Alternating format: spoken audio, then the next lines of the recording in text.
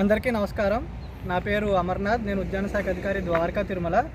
ఈరోజు మనము కొబ్బరి కార్మికులకు, తర్వాత దింపు కార్మికులకు వచ్చిన కొత్త పథకం గురించి ఈరోజు వివరించబోతున్నాను.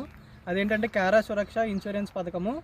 ముఖ్యంగా ఏంటంటే కొబ్బరి ఆధారిత ఎవరైతే కూలీలు కానీ, కార్మికులు కానీ, లేకపోతే దింపు కార్మికులు కానీ, ఒలుపు కార్మికులు కానీ, లేకపోతే కొబ్బరి తోటల్లో పనిచేసే కూలీలు కానీ, వీళ్ళు ఎవరైనా సరే ఈ స్కీమ్ కింద అర్హుల కింద గుర్తించవచ్చు. తర్వాత ఈ స్కీమ్ యొక్క ముఖ్య విధి విధానాలు ఏంటంటే, ఒక రైతుకి వచ్చేటప్పటికి 950 రూపాయలు అన్నది ప్రీమియంగా మనకి నిర్ధారించడం జరిగింది గవర్నమెంట్. అందులో ఏంటంటే కేంద్ర ప్రభుత్వం కోకోనట్ డెవలప్మెంట్ బోర్డు వాళ్ళు మనకి 813 రూపాయలు అన్నది మనకి కోకోనట్ బోర్డు వాళ్ళు మనకి పే చేయడం జరుగుతుంది రైతు తరపున. ఇంకా మిగిలిన 143 రూపాయలు అన్నది రైతు వారీగా కట్టుకోవాలి. కానీ అందులో కూడా మన ఆంధ్రప్రదేశ్ ప్రభుత్వం లేబర్ డిపార్ట్మెంట్ ద్వారా 143 రూపాయల్లో 100 రూపాయలు అన్నది రైతు పరంగా అది కూడా కడుతున్నారు.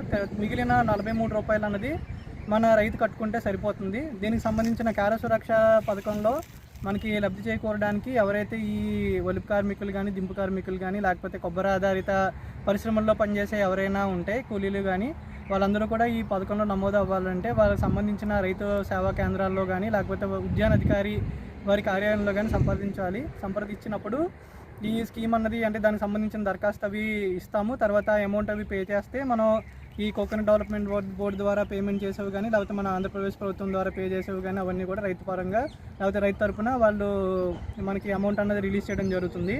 దీని యొక్క ముఖ్య ఉద్దేశాలు ఏంటంటే, లేకపోతే దీని యొక్క మనకి లాభాలు ఏ విధంగా రైతుకు చేకూరుతాయంటే, ఒకవేళ కొబ్బరి తోటల్లో పనిచేసే కూలీలు కానీ, కార్మికులు కానీ ప్రమాదవశాత్తు మరణం కానీ, లేకపోతే శాశ్వత అంగవైకల్యం సంభవించినప్పుడు వారి కుటుంబానికి 7 లక్షల రూపాయల వరకు కూడా మనకి బీమా అన్నది వర్తించడం జరుగుతుంది. అదే ఒకవేళ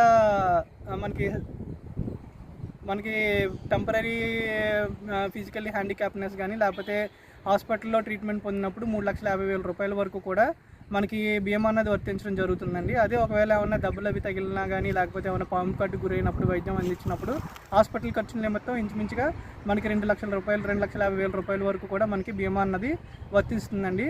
అదే ఒకవేళ ఏదైనా దెబ్బలు తగిలినప్పుడు అంబులెన్స్లో హాస్పిటల్ తీసుకెళ్ళాలి కదండి, ఆ టైంలో అంబులెన్స్ ఛార్జెస్ కూడా మనకి ప్రభుత్వం అన్నది ఈ బీమాలో వర్తించడం జరిగిందండి. ఒకవేళ చనిపోయినట్టయితే మనకి మరణానికి సంబంధించిన ఫ్యూనరల్ ఛార్జెస్ అనమాట అండి, దహన సంస్కారాలు కూడా 5,500 రూపాయలు అన్నది మనకి బీమా అన్నది వర్తించడం జరుగుతుంది అనమాట అండి. ఈ విధంగా ఇన్ని రకాలైన మనకి వ్యవసాయ లేకపోతే కొబ్బరి కార్మికులకి ఇన్ని రకాలైన మనకి లబ్ధి చేకూరుతుంది. కాబట్టి ఎవరైతే ఈ కొబ్బరి కార్మికులు కానీ, కూలీలు కానీ ఎవరైతే కొబ్బరి ఆధారిత పరిశ్రమల్లో పనిచేసే వాళ్ళు ఉన్నారో వాళ్ళందరూ కూడా ఈ బీమా సంబంధించి వారి ఊరిలో ఉన్న రైతు భరోసా కేంద్రాలు అంటే రైతు సేవా కేంద్రాల్లో కానీ, లేకపోతే ఉద్యాన అధికారి ఆఫీసుల్లో కానీ సంప్రదించినట్టయితే ఈ పథకంలో వాళ్ళందరినీ నమోదు చేయడం జరుగుతుంది. ధన్యవాదాలు.